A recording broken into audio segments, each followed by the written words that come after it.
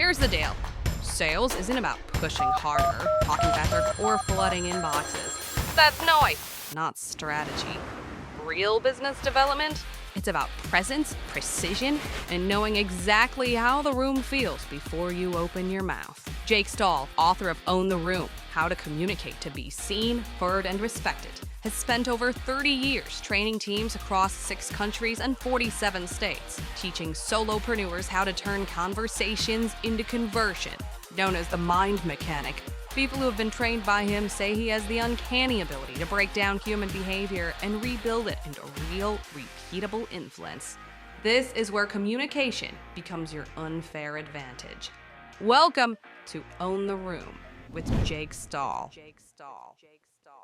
Well, Own the Room is out. We're talking about being seen, heard, and respected. Jake, congratulations on your book release. Oh, thanks, Sean. It felt like it was never going to happen. But Own the Room, How to Communicate to Be Seen, Heard, and Respected is now on Amazon as a Kindle, paperback, and hardcover. So you got to get the book. I already have it. Well, actually, it's on the way. I have the Kindle version, so I've already read it. And Jake, you were kind enough to ask for my feedback before it released. And so I've already actually read through the whole thing, but I need the paperback, and it's taken a while to get to me. But I'm excited to actually have it in my hands, and I know you are too. So, John, you read the transcript beforehand because, like Correct. you said, I asked you for advance praise. So, John, what did you think? I was impressed. I was really impressed. I didn't think you could write that well. Me neither. I mean, I wrote the whole thing in crayon, so transcribing that to the computer was hard. No, I loved. I mean, you really broke it down into being seen, heard, and respected. Those 3 things, and the STRATA method, which we've talked about, that whole framework is so important because I've never heard anybody else. Nobody else is talking about this. There's a lot of books about this kind of thing out there, like, hey, communicate better, generate leads while you sleep. All these things. And you actually break it down where you don't sugarcoat it. You don't say, hey, this is easy. All you have to do is do A, B, C and hire me for $10,000 coaching. But you really break it down into, all right, here are the 6 pieces of this strata formula. And if you do these, not only can you generate leads, but you can also have a lot of other success in other communication areas of life too. Yeah, and John, the whole book was built on the premise that every other communication book out there says, you have to master persuasion and you have to always come up with the right words. And Strata really says that a lot of what's being communicated is done before the words actually strike that distance between you and the other person you're talking to. So Strata helps you get prepared for those conversations, have the conversation. And then the biggest key point is the last piece of Strata is action. So, how do you get somebody to take action? And the fact is, John, if you do this whole method properly, action just happens by itself. Closing is literally a foregone conclusion. And that's really what makes Strata different. It's before you communicate, how to communicate, and then how to make that action close happen all by itself. It makes a lot of sense because closing is something I absolutely hate. Most people do. I don't want to close another deal for the rest of my life. But reading this, it was kind of like, wait, I can close without closing. I can sell without selling. So it was almost too good to be true because I knew that was always part of the part of my business where I'm thinking that's my weakness. I don't want to ever have to do this. Maybe I'll have to hire outside salespeople. This shows that no, it really is more about following this framework, continuing to build quality relationships, and that selling happens on its own. Yeah, and this is going to surprise a lot of salespeople because being a salesperson myself, I've sold in a number of different industries. Being a salesperson myself, it goes against conventional wisdom that the close is going to happen on its own. But the fact is, and we can go through the steps, but if you go through the steps, the close is just a natural byproduct of your conversation. So you're not forcing them to say yes. You're making a space where yes is just the logical outcome of the whole conversation. Yes, strata are those steps. STRATA. Correct. Yep. And although it sounds like a lot of steps, John, I think you'll agree after reading the book that it really can happen in seconds. So this isn't something where you're like, oh, I have to map all this out and I have to memorize the letters. Once you go through each of the letters and you see what's involved in those letters, you'll never unsee it. After reading the book, do you agree that you go into a conversation now and you see things you didn't see before? Yes. And I will say that some of them you come in and you think, "Oh gosh, I got to learn 6 different things, 6 different strategies." And that's not usually the case. I'm thinking most readers feel the same way, where you go through that and you kind of see where your strengths and weaknesses are. And you're like, okay, so signal, I'm already doing that. Right. Maybe I'm already pretty good at that. Most of my conversations start with a good signal, or maybe that's one of them that you need to work on. But usually, what it comes down to, I feel like what it came down to for me was 2 or 3 of them were like, okay, I really need to work on those. I really need to work on trigger and action, for example. The others, it's more encouraging than anything. It's like I feel like I'm already doing them. Yeah, and John, that's a great point. I think a lot of people do these steps on their own. And for listeners who haven't read it yet, perhaps the best thing to do is to start from the beginning and go through the letters and help them understand exactly how this works. But the great point, the thing is, a lot of the people who've read it and have contacted me have said, oh my God, I'm already good at this piece. Hey, Mhm. I think I do this naturally. And that's the truth. We do some of these things naturally. It's just that now that you're more cognizant of it, you're going to do it even better. That's the piece of this that yes, and when you understand what you're doing, because we do some things well naturally, and we don't know what the hell we're doing, Right. right? Like, Exactly. how did I do that well? You Yeah. ever, like, put on something and your wife goes, "Wow, you look great today, Jake." And you're like, "What did I do? I didn't even." It's kinda how I Right. feel with some of I the wear stuff. this all the time. Yeah, right.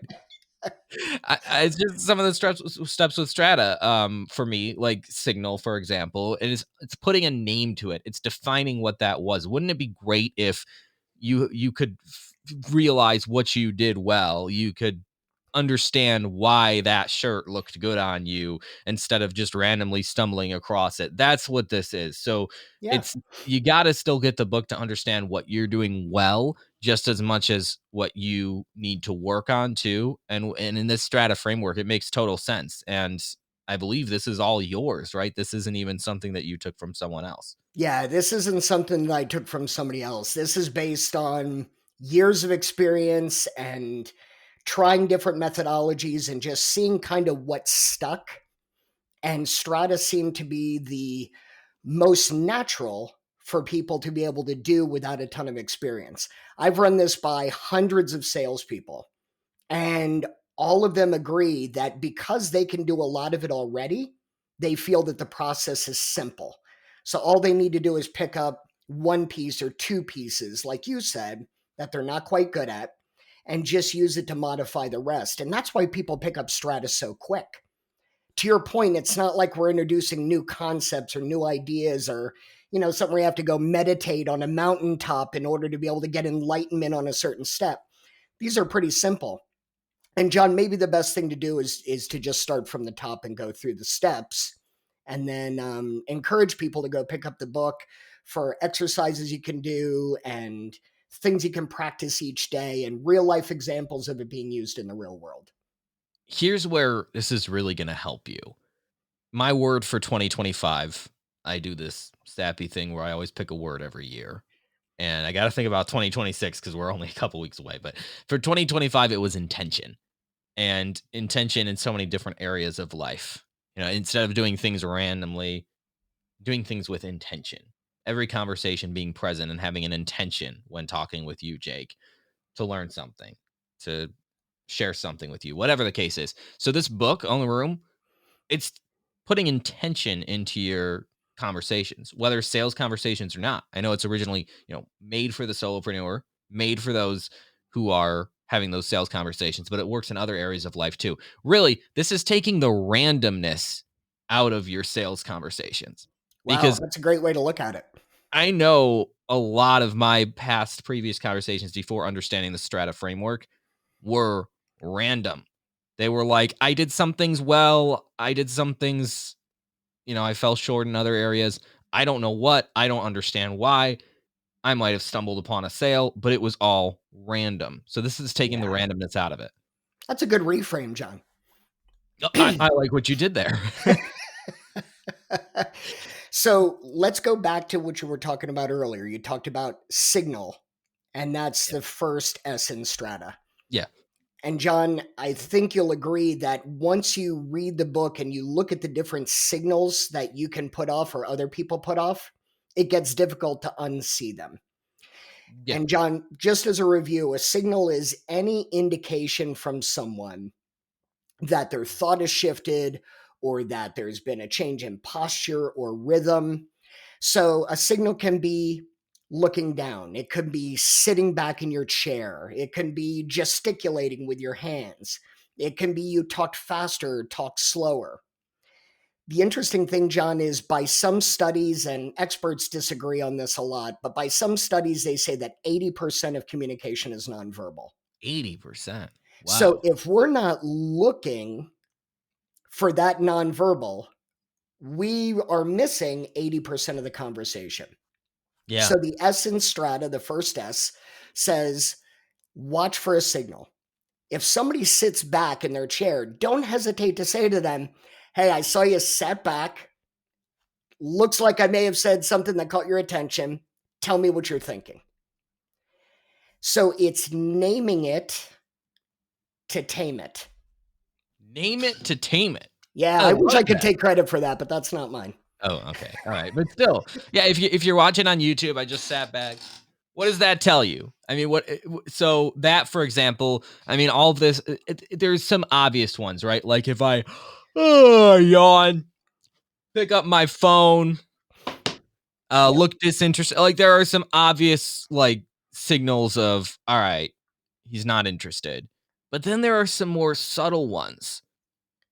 Talk about maybe an example of like a really subtle signal that someone has given off to you that you wouldn't have known without understanding the strata framework, but now you do. Well, one of them is tapping the pen. You know, people do little nervous things. They tap a finger, they tap a pen, or they shift their legs in a direction towards a door. So, Hmm. all those things are mini signals. Now, the beauty of what we talk about in the book is you don't have to memorize 600 possible signals you could come across. The book just encourages you to notice the signal, name it, and ask about it. Hey, I saw you look down. Just wanted to make sure we're on the same track. Did I say something that may have been unclear? Hmm. You know, it pulls the person back in. So I don't encourage people to get a book on body language and understand what every little tweak and turn means, but I do encourage them to notice it's taking place and not hesitate to ask what it meant. Because most people, they'll tell you. That's a big piece of this, but that's only the first piece of this. Correct. Because then you come to T in strata, the first T, which is trigger. So every time we do something, we trigger something in someone else. So a great example is, and everybody will be able to relate to this, when you name your price, you Mm. typically trigger something in the other person. They shake their head, they look down, they come up with an objection. So you have touched a scar that they didn't remember they had, or you could be touching a fresh wound that they just had from talking to someone else about pricing, or they just paid a large unexpected bill and they want to hire you, but they can't, and it triggers shame. So there's a lot of things you can trigger in somebody. And again, you want to try to name it. So, hey, Name it. listen, when I Name it. said that, I saw you shuffle your papers and just look down. Was there something I said that we should review? And this is amazing because when we acknowledge the trigger, we show the other person that we're paying attention. Mm-hmm. And oftentimes they want to verbalize what's going on in their head, but they're not sure where to start. And Yeah. if you make room for that, you establish trust, they put it out into the open air, and you are ready to address it. Trigger is really the first sign that you're making progress. And it's an early sign too. It is. It's really early. So then you get into reframing, and this is Right. something that all the time you're trying to reframe things. I don't care if it's something so minuscule and insignificant, but if you know Jake, those of you who do know Jake, he's constantly reframing things. And you're like, Jake would just stop reframing things. But no, it's like your thing. So tell us why this is a really useful skill to have. Well, this should, in my opinion, this should be taught in high school. John, Mm, did you ever have one of those moments where you were talking to somebody and somebody said something to you, maybe even repeated your idea back to you in a different way, and you're like, I never thought of it like that. yeah. That's a really good point. That's your reframe. Yeah. There was a time in my life where I felt as though I was getting too old to do any of this. Start a podcast, write a book, and you say to yourself over and over again, you're old, you're past your years. But the reframe to that is you have never been in a better spot to do this because of all your years of experience. Same exact thing, same exact thought, just looked at through a different lens. Mm. And John, many people say this is manipulation, but it's not. It's encouraging you to look at the exact same thing you've been looking at just from a different angle. Well, both are true. Both are true. It's classic. The cliche of this would be glass half full, glass half empty, right? Exactly. And the example I use all the time is if a doctor said to me, "Hey Jake, you have XYZ disease and it's got a 40% mortality rate." I would much rather hear that as, "Jake, you have XYZ disease, but you have a 60% survival rate." Right. Same thing, same thought, just through a different lens. So you're not trying to persuade someone, you're just trying to give it from a different angle so that they can give it better perspective. And that's obviously relevant in everyday conversation and the inner dialogues that we have with ourselves. I mean, this is what I love about this book. This isn't just like, hey, make more sales, get rich, Yeah. die with a, pocket full of cash in your hand. It's not all about that. It's about quality of life stuff too. And that's why this is relevant across the board. So that's reframe. Yes, correct. So once you've noticed a signal, you've noticed anything you've triggered, you've taken that trigger and you've reframed it. Now it's time to anchor, which is the first A in STRATA. And anchoring is basically anchoring an emotion to the current state that they're in. And the best way to describe this to me, John, is if when you were dating your wife, you had a great time with her, you enjoyed your time with her, you felt connected with her. So all of your good feelings were anchored to being with your wife, Correct. right? You could count on the fact that if you were having a lousy day and you were going to see her, that those feelings were going to come back strong because the anchor is so strong. Right. So anchoring is taking emotion, tying it to an action, and making those two stick together so they are always associated with one another. Because honestly, you can reframe it, but if you don't tie emotion to it, it's not going to stick. That's a lot like Pavlov's dogs, right? I mean, if Yeah. you're familiar with that experiment, you have a dog, and if you ring a bell and associate that with a treat, for example, then all of a sudden the bell to the dog, if it's always paired with a treat, the bell says treat, whether there's a treat or not. And if you want to be really cruel to the dog, you ring the bell one day and don't give him a treat. Yeah. And then you remove the anchor. When you Right. ring that bell often enough and don't give the treat anymore, that anchor is broken. And this is Yeah. why when people get, let's say you're talking to a salesperson and they make you a promise and they break it. When that happens often enough, there is no more trust for salespeople. That Yes. anchor has been severed. But if you deal with 4 salespeople in a row that have kept their promises and given you good pricing, now you anchor that feeling of trust to the next salesperson that comes on board. And this is Mhm. why salespeople make their own bed. You get enough crappy salespeople, you could be the best one in the world, but they're already anchored to a crappy feeling with salespeople. So you're not going to get a fair shake. Makes sense. Makes sense. But that it shows just how malleable our brains are too, man. That is insane. That the anchor is one of the more interesting steps, I feel like, of all of this. It is. And John, I talk a little bit about strata with relationships. Hmm. And I truly feel, John, that I think there's a 50% divorce rate in the country for first marriages right now. Crazy. And I think Yeah. for second marriages, it's even worse. I think it's like 70 Really? or 80% for second marriages. My gosh. But, if you think about it, we're attuned to our significant other's signals from day one, right? Hmm. We watch everything.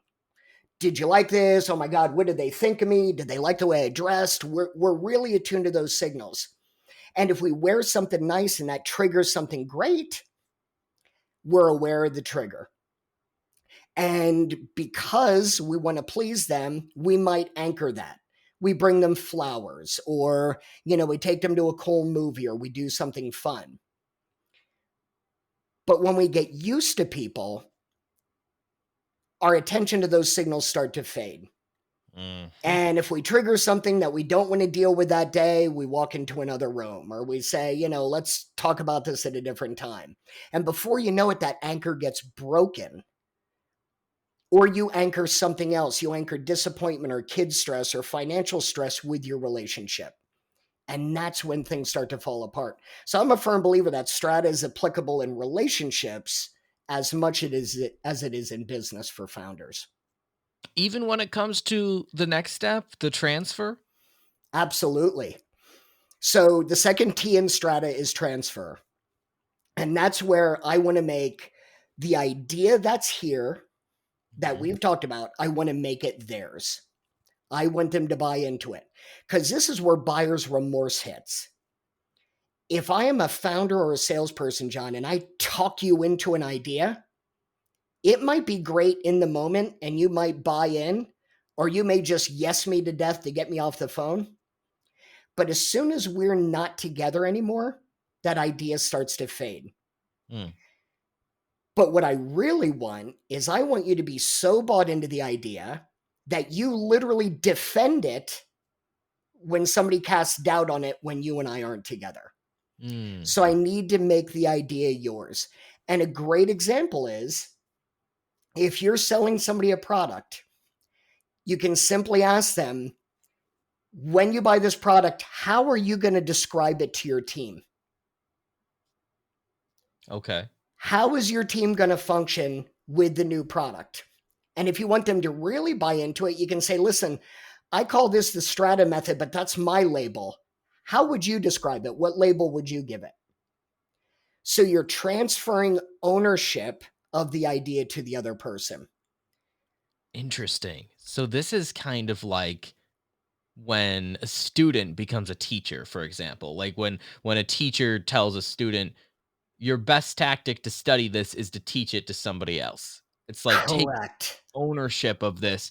And sometimes the best way to learn something is to teach it to somebody else, possibly because of this concept. Without a doubt, ownership is a big piece of it. When you have to take responsibility for the idea, you buy into it more. Mm. It's you now have skin in the game, right? Right. But John, there's a danger to this piece that I talk about in the book. As humans, we love to get credit. This was my idea. I gave you the idea. And haven't you ever had that where somebody took your idea as Oh, theirs and yeah. you think, that was mine? I said Yeah. that.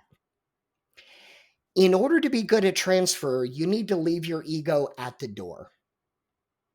So if I transfer my idea to a prospect and they buy it, it should no longer matter whose idea it was. As a matter of fact, if they take it and defend it and describe it to somebody else, that's the victory. Yeah. So Oh, you that's need to hard. check your ego at the door and say, it doesn't matter that it was my idea as long as it becomes their idea. Because I'm a firm believer, we don't convince people of anything. They just decide that it was their idea all along. And that's Yes. okay with me. That's the goal as a salesperson, right? Is the goal to have the biggest ego and to tell everybody that your ideas, or is the goal to make sales and make an impact in the world in that way. So yeah, I'm right with you on that one. That one I think is trickier for a lot of people. I don't think that is the easiest one for people. Well, and I think part of it, John, is probably the fact that once we get them to say yes, we're like, hooray, they said yes, I closed them. But if you don't fully transfer it and they don't take it as their own, it's going to be very, very difficult. And I talk Mhm. about a couple of examples in the book of transfers that just did not take place and big sales were lost Yeah. because the other person never claimed it as their own. Yep. Yeah. Yeah. And that's why you got to get the book and check out some of those examples. And that leads us to the action. Yep. This is the big kahuna here, the last hurrah. Tell us about action A in Strata. So if you've noticed the signal, if you've acknowledged anything that you've triggered, and you've reframed it properly in their language so that they buy into it, and then you anchor it well with emotion and transfer it, action should happen all by itself. Hmm. You should be at the stage where your customer is saying, "All right, John, what's the next move? How do we get this to happen?" And if you're not, it's okay, but then you want to back up a step. So Mm. if I get to action and they're not fully bought in, then maybe I need to go back to transfer again and make sure that they took the idea as their own. Because nobody's going to say, "Hey, John, I love this idea and I would describe it to my team as X and I see us as being super successful with this, but I'm not going to move forward." Yeah. Right? Yeah. So we did We've something all been wrong there. somewhere along the line. So this is really a self check. And if you get to a step and it's not effective, just drop back a step or two. Yeah. So action is where this all comes to a head. And it's really the step that should almost work by itself. All you need to do then is set a solid follow up and plans on making sure it's implemented in this particular step. And action, I've noticed when using this, the action does happen by itself. This isn't like a grand finale coming up to the final question. You've gotten enough yes momentum. You've done all the things that you're supposed to do with sales. Now it's time to bring the hammer down. No, this is most often a lot less dramatic than that. It's Yeah. very much a natural finish to a conversation and a natural acceptance on their end that this is the right path forward. And it doesn't even feel hard. And you go, wait, I thought sales was supposed to be hard. Yeah. And all salespeople are familiar with the term you didn't have the right to close, or you have to earn the Right. right to close, right? Yes. In Strata, it's no different, except you didn't earn the right, you created the action, Yes. right? And that's the important piece of it. Like that reframe. So that's the important piece of it. And the one thing I want to make clear to everybody is people that initially heard this concept said, "Jake, that's 6 steps. I mean, what are we talking? Hours, days? Mhm. Do I have to prepare like 3 days in advance for this?" John, this can take place in seconds. Yeah. I Isn't that noticed the mind signal, blowing? saw the trigger, reframed it, anchored it, and then we talked about how it was their idea and then we got them to move forward. So I don't want anybody to think, "Oh my God, this is complicated. I have to memorize a bunch of stuff." It's almost exactly the opposite. It's asking you just to notice what's happening in front of you, make sure that the idea becomes theirs, and let the action take place. Yeah. Yeah. It is quite mind blowing when you think about it. And what's most inspiring of this all, obviously, this framework can help you immensely as it has helped so many people that you've trained, Jake, and so many people who are currently reading the book as it recently came out. But the cool thing is, you get to learn a bit about the man behind this and the inspiration behind this as well, because your story is, and I don't want you to give it all away and share it, because that's what picking up the book is for. But your story, you share a lot about in the book, and it's something that makes this super relatable, super personable, and something that can inspire anyone no matter what they've been through in life. Yeah, for sure. I want people to read the story because it's important, but I think the big takeaway is this wasn't created in a boardroom. This wasn't created to make money. This was created for survival. I had to create this, and it had to work in order for me to continue on with my life. So this was really just born out of necessity more than anything. Yeah, it's amazing what we can do when we need to do things, and Ugh, even 100%. you must have had a good editor though, because I am sitting reading that, and I'm like, Jake, wow, where did this come from? I do have a good editor. His name is Eric Severson. He's fantastic. He is the man behind the Peak Performance series, which you can find on Amazon as well. Shameless plug for Eric, but he is amazing. And he helped walk me through this entire process of getting this done. And I And got to yeah, tell you, John, this is a labor of love. Writing it was not near as difficult as designing the cover, getting the Library of Congress number, getting ISBN numbers, getting it up on Amazon. I think that took longer than writing the thing did. And it had makes Eric not been involved, I think I would have just yanked my few remaining hairs out. and that's goes to show writing a book is no picnic, but Yeah. you made it happen, and the world thanks you for it. Own the Room. It's available now on Amazon, and also up on your website as well, so you can get to the link to purchase the book too. Yep, you can go to my website, thejakestall.com. And again, it's Own the Room, How to Communicate to Be Seen, Heard, and Respected, available on Amazon right now. Great way to supplement the podcast, and learn more from Jake and elevate your sales and your relationships to the next level. Jake, I think I might go through and read this thing a second time at some point, because when it finally comes to the house, I'm going to read it a second time because of how much I enjoyed it. Excellent. Thanks for checking out Own the Room with Jake Stahl. If you've gotten value from this episode, share it with the solopreneur in your life who wants to know how to communicate to be seen, heard, and respected. Review and rate the show wherever you check out podcasts, and grab your copy of Own the Room, How to Communicate to Be Seen, Heard, and Respected. We'll catch you next week on Own the Room.